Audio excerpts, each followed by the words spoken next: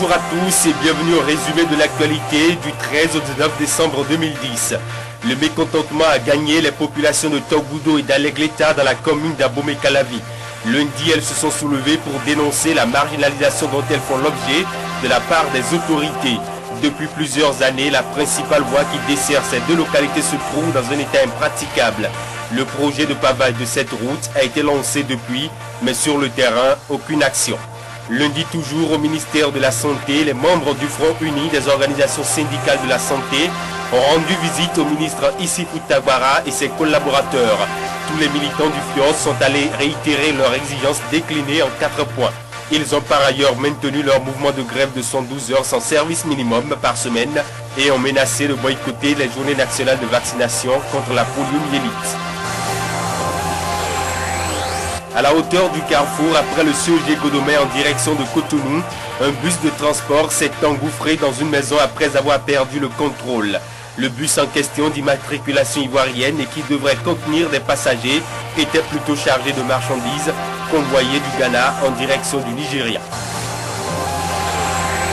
Mardi, le feuilleton Pierre-Urbain Danivo, disparu depuis plus de 120 jours, était à son énième épisode. Les travailleurs du ministère des Finances, déterminés à retrouver leurs collègues, n'entendent pas baisser la garde. Le sit-in traditionnel des mardis est organisé dans les locaux du ministère. Mais le cachet spécial cette fois-ci, c'est la venue du sato, les tambours sacrés qui ne sortent que lors des événements de grande importance dans la région à Gonlu. Jeudi, les travailleurs réunis au sein de leur syndicat, la FECENTRA Finance, étaient en grève de 24 heures.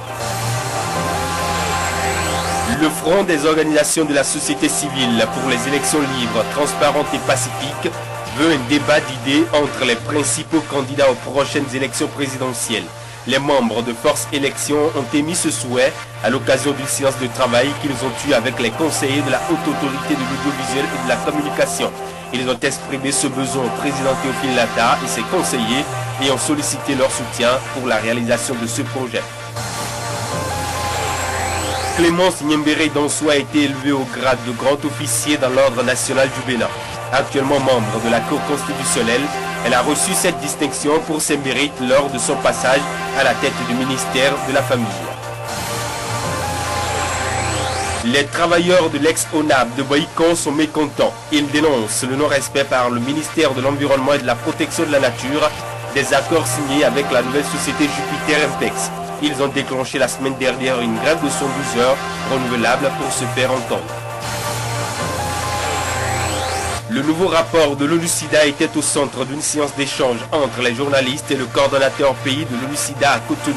Il était question pour le coordonnateur de mettre à la disposition des hommes des médias les informations contenues dans le rapport et de mieux les renseigner sur la situation de l'épidémie au Bénin. La bonne nouvelle est que selon ce rapport, le mal est en régression au Bénin.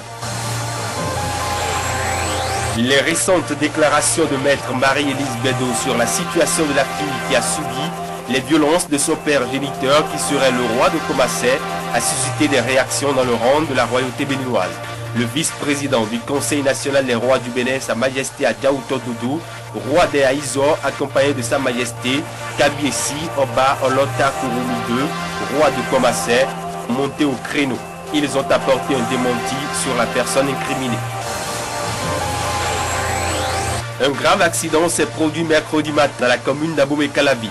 Le conducteur du véhicule d'un député a perdu le contrôle de sa voiture et a renversé 3 personnes grièvement blessées, dont une fillette. Cette dernière a par la suite succombé à ses blessures. Et pour réduire considérablement les accidents, le maire de Boïcon a procédé à la mise en service de 4 barrières gros porteurs. Construites sur fonds propres de la mairie, ces barrières devront servir à favoriser la fluidité de la circulation dans le centre-ville. La coalition nationale ABT 2011 a animé une conférence de presse la semaine dernière.